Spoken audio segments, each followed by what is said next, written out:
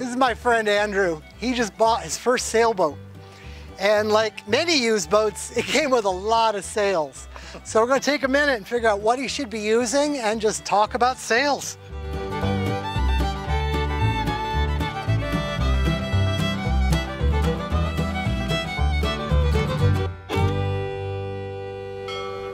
You said they each have a specific name, so I was wondering, you know, is this Tom and that one's Sam? Yeah, no. That's how they work. Once you get to know them, you'll give them proper.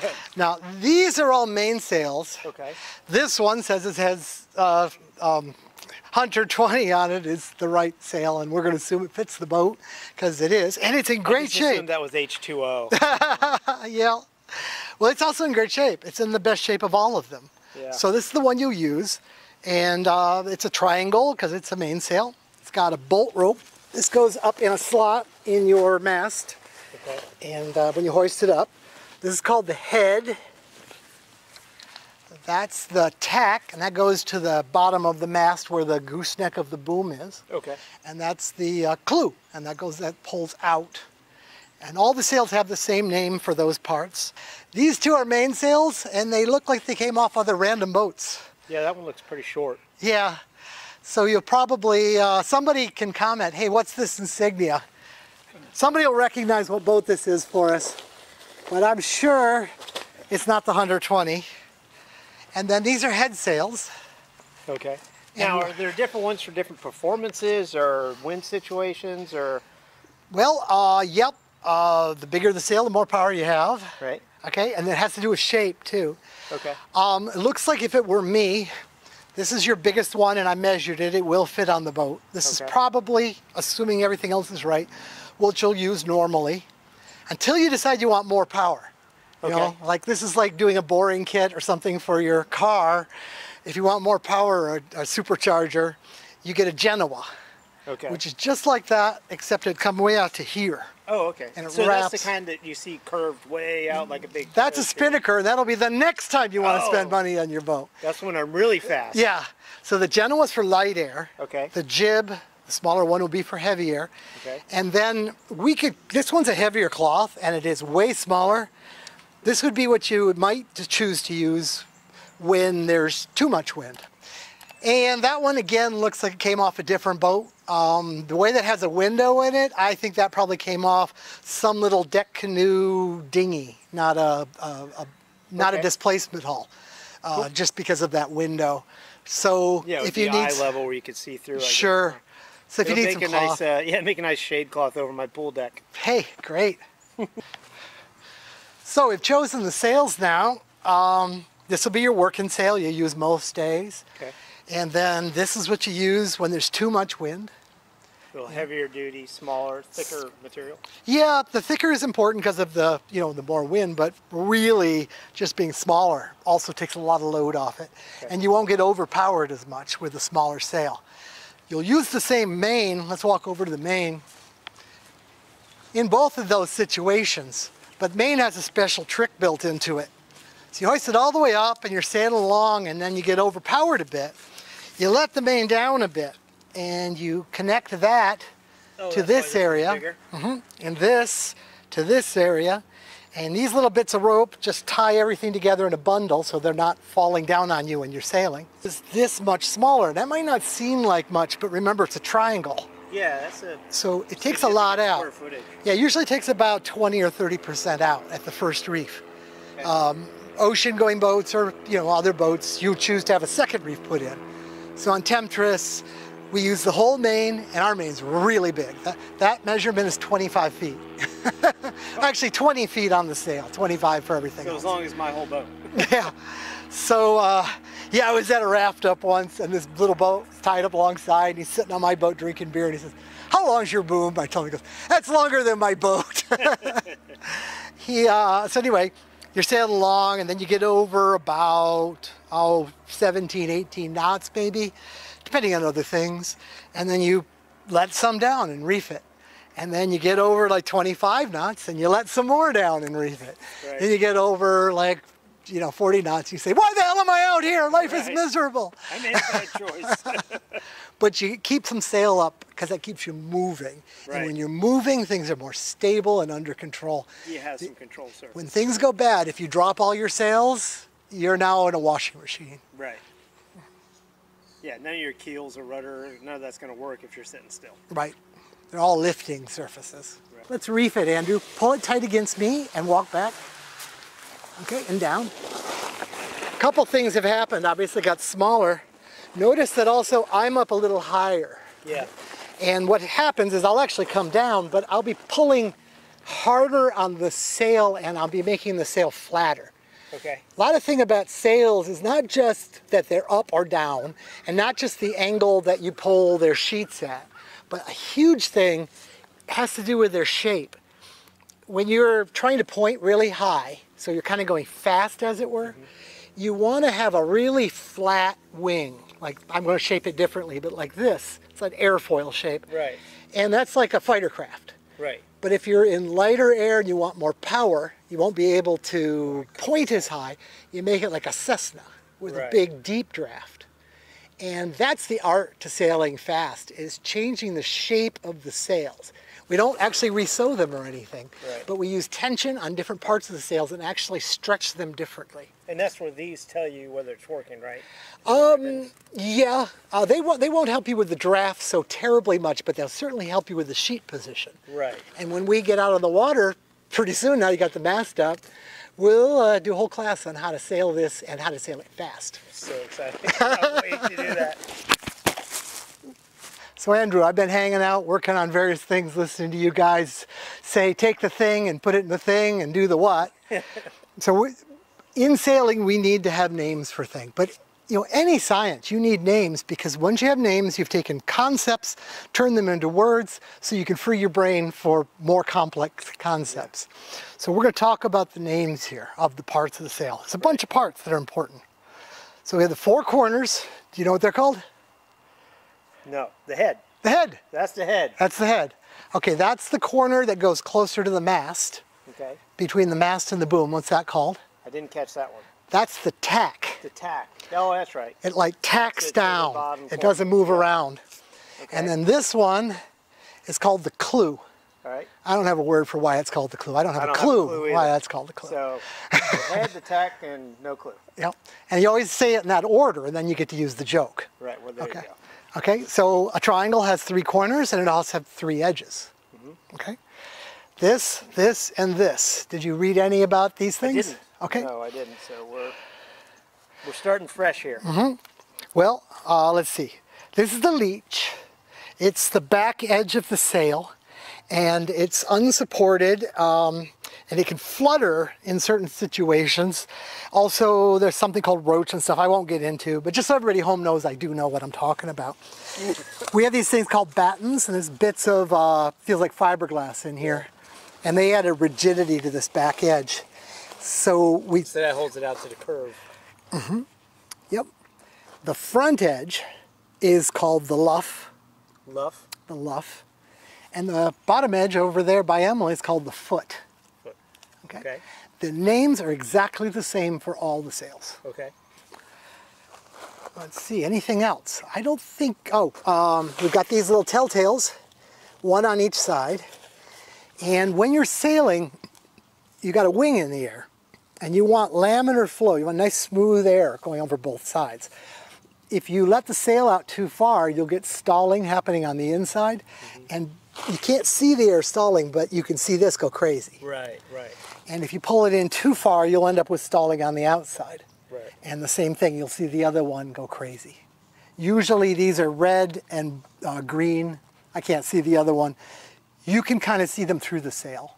Okay.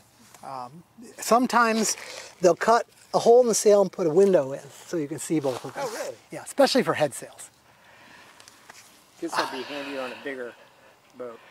Well, only because the bigger boat has heavier cloth. You kind of can't see the shadow through it. Okay. Okay, we're going to come down and talk about what we just talked about a bit ago, so you should know this. What's this gear in here referred to as? Reef points. Okay. And this shortens the sail in heavier winds. That's all there is to it. Good. Okay. Let's take a look at your Genoa. It's like downshifting. And make you name all the parts of the Genoa. Uh-oh.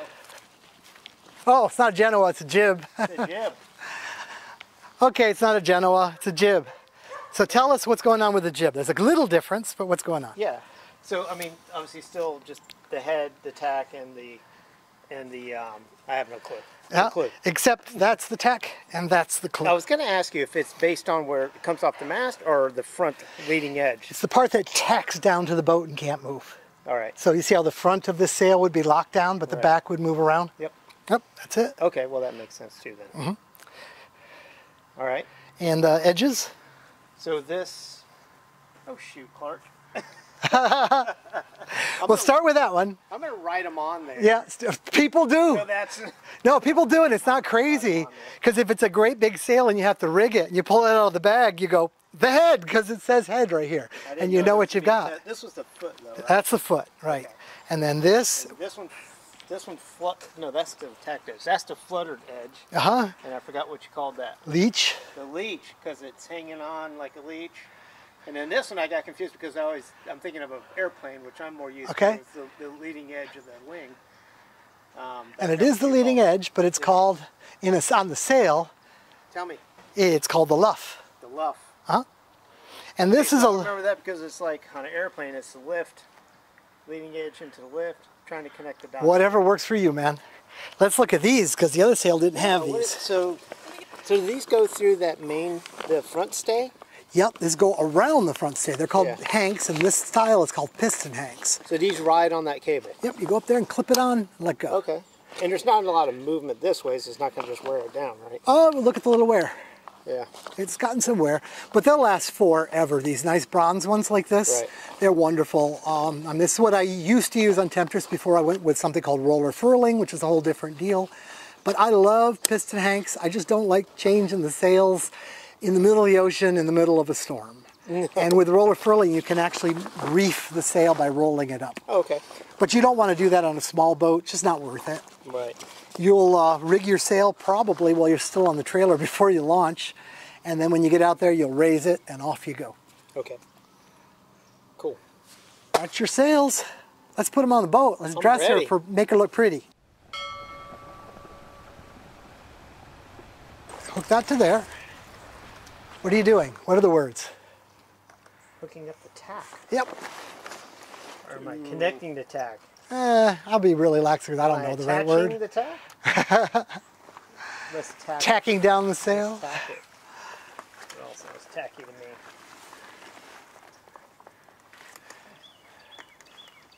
Okay. Now put on the hanks starting at the bottom. Okay. And make very sure you haven't put one on upside down or twisted. Yeah. It's really easy to do. Okay. And just follow the bolt rope right up each time. Bolt rope? Bolt rope. And they all go in the same direction. Yep. Might be easier for Dave to do the rest of them from up there, huh? If I can get them loose, I could get that one. There you go. And that's the next one. Lubing them would be a good idea. Yeah. But bronze is really good. And if you can't get one loose, we'll just beat on it a little bit.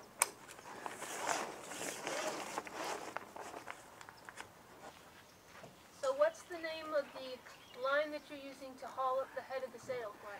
Those are all halyards. Halyards pull things up the mast. Well, let's collect up the mainsail and bring it to the boat.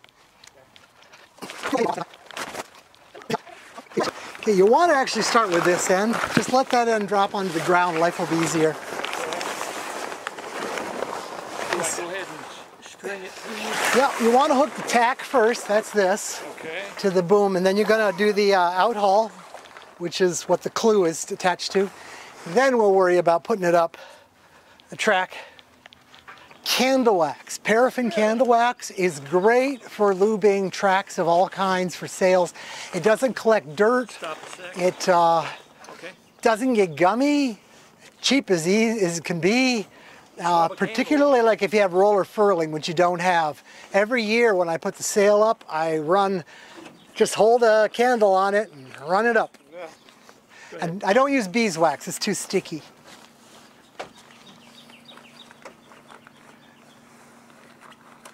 Hold up. Okay, I think we're ready to raise some sails. Okay, why don't you take that halyard off now and hook it to the head of the sail. And Andrew, why don't you come forward to help him? One of you will feed it into the track and the other guy will pull on the halyard.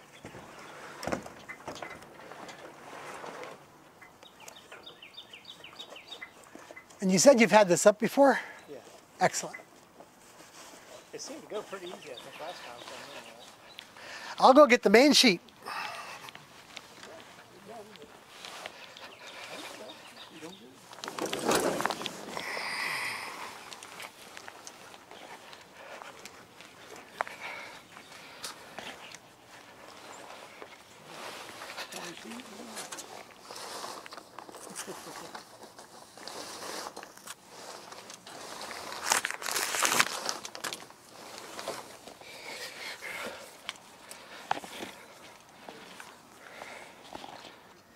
Well, let's get the main sheet on her. Okay. What is a main sheet? Is the main sheet the back control here? Yep.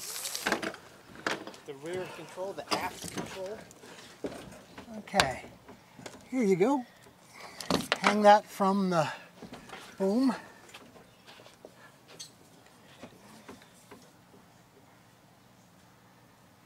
This, I think, will leave on the boom. I can see that thing from the other side of Looks bigger than you think when you're off the boat, doesn't it? Yeah. Okay, This now, is probably way more than we need. well, probably, but we have to know how much we need. So take the boom and push it all the way. It doesn't matter which side, whatever's convenient. Let out the sheet, How do I go Okay. down here? and we're just going to learn how much we need so that we can go all the way out.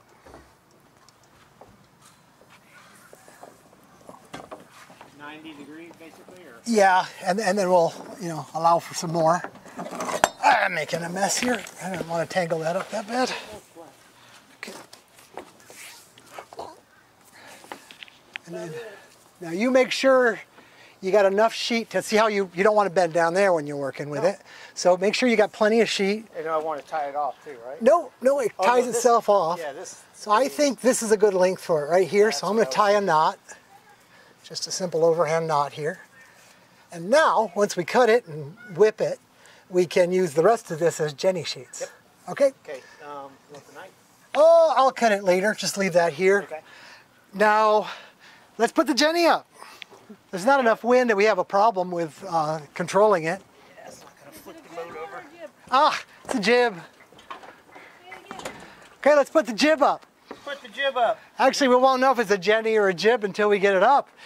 It depends how big the boat is. Come down to a block and then back. It's a downhaul. And when you release that, you can pull on the downhaul and the whole thing is forced to tie right in here. Nice. And it keeps you from having to do a ballet here when there's 5-foot waves, Okay. which is usually when you want to take down your jib.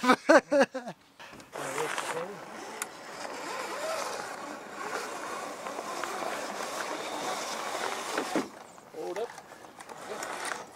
Okay, clean it off kind of tight. There you go, clean it off. And now we know what we have. Hand me the clue, Ann. Maybe you can take a step back, Andrew, aft. Okay, the definition of the biggest two head sails would be whether it's a jib or a Genoa. And a jib doesn't touch the mast when it comes across. So this is a Genoa. All right. Now how you measure them is the percentage of this distance. This is the J. So from here to here, this is longer. So this is like 110. So this is 110% Genoa. Okay. If you owned a 150, she'd come back to like here. If you had a jib that was like a 95, it would look like here. Okay. And that's how you usually name them, by their number. So is this going to be the one that we are starting with sailing? It's the best one you got. Yeah, yeah. We're in a little lake without a lot of wind, trees all around it. You're going to need all the power you can get. Right. But if there's too much someday, you reef the main, you put your little head sail up, which would be a jib, but also a very, very short one. Okay. Oh, maybe that's that little one then. Yep, precisely. And then the one with the window we don't care about. So once you get, if you were racing, you would leave those names aside and you would just give them a number, not a number in percentage. The biggest sail you own, that's your number 1. Next one down is your number 2, next one down your number 3. So you're sailing along in the number 1 and the captain sees that there's a squall coming and you make a tactical decision to not be overpowered because it's going to last a while. You say, change the head sail from the number 3 to the number 1, or bring up the number 1, or whatever. Gotcha. Or sorry, the other way around. The other way around? Yeah, well, it's been a lot of years since I I've didn't want raced. to correct you on film. Yeah, so this will be your Genoa, and now we can call it the Jenny. Yeah. And what's the thing in the back that makes the rumbly noise that pushes the boat? Sailors call it the Iron Genoa. The Iron Genoa. Well, that's it. We've got to put a sheet onto that and rig it. So now we need the running rigging. Right? Yep, the rest of it. The rest of the running rigging. So we're going to take a bit of this. What was it? That was called the halyard, right? That's the sheet, Or the main sheet. The halyard is what we lifted it up. Yep. Gotcha. Halyards are used to haul things up. Yep. Yeah. Haul the yards of cloth up. So, Halyards. yep. And then we're going to take some more of this and rig it into sheets. The sheets will come from the clew. Okay. They'll go through this car, through this turning block, Do the cleat. and then cleat off here. You don't have winches, so no need for those. Right. So do we want one length of line and tie it off in the middle and then go out, or do we want 2 separate? Well, on Temptress, I have 2 separate lines. I tie on with bowlines. On smaller boats, or basically anytime I have a big hunk of rope, unlike cowboys in movies, sailors never cut rope if they don't have to. Right. So when this becomes a line, what I like to do on small boats in particular is we'll put this right through the clew in the middle, and then we'll pull the ends through, Both ends. and we'll end up with a knot like this. Yep. And that's fine. I've never really had them slip. Okay. And we'll do it that way. Now, if you're going to change sails a lot, what you could do is put an alpine butterfly in place of all that, and that's a knot Emily has a video on how to tie. So you don't have to listen to what I just did. You can look it up in the thing. But that's called an alpine butterfly, and it's kind of as good as a bowline in either direction. It's a wonderful knot. That was awesome. You know what, another reason this knot is so good? I want everybody to know this. Let's say this is a very important line that's doing a very important job, and you drop your knife on it or something. You cut halfway through it, but you need to use it. So you tie the alpine butterfly right in the middle of the line, and you've repaired it without having to cut it the rest of the way. Right. So it's just another use. So if you put the chafe in here where it doesn't matter so much. Right. Anyway, it's an alpine butterfly, and also you can put huge loads on this knot. And you guys are familiar with a bowline, right? Yeah. You know, you can break the back of the knot, and you can untie this thing after it's pulled a car. That's awesome. So it's a good knot to know. Anyway, if you did that, now you have a loop. Can't put a loop around the clew. Then you could shackle it on, but I don't like to have metal shackles, especially on smaller boats, but on any boat. Because when the wind has it all going crazy, they hit you, they can kill you. But there's something now referred to as a soft shackle. It's all made out of rope, but they're very secure. And you can learn to tie one, or you can buy them for like 15 bucks on eBay because somebody's sitting at home by the fireplace making them all day. And those are really nice. And then that would shackle you right onto the sail. Then you could really quickly open the shackle, change sails, go on to the next one without having to rerun anything. Right. Anything you don't have to do in a sail change is good, because there might be a reason you change the sail, and it might be because you're overpowered. So it's a rough day. Just get you home. That's about it. Hopefully we'll have not calm days, but steady days on our first trips out. Well, I'm hoping we have at least 10 knots of wind, but we'll see what we have. If not, we can crank up the motor and push us at 10 knots. I got a big fan. Oh, once you start understanding the life, you can't watch movies anymore. That boat's being towed. You can see that almost no boats are actually sailing in sailing movies. Right. That's funny. Not even Captain Jack's? Okay, that's a lot of stuff. That's a lot. This stuff is called double braid. half the strength is in the cover, half the strength is in the core. Yeah. The core of those lines has probably never seen the sun ever. It's protected from chafe from the outside, and just the core alone is 10 times stronger than you need. Oh, okay. So I don't think you're gonna have to worry about it breaking. All right. You can't see damage to the core, don't worry about it.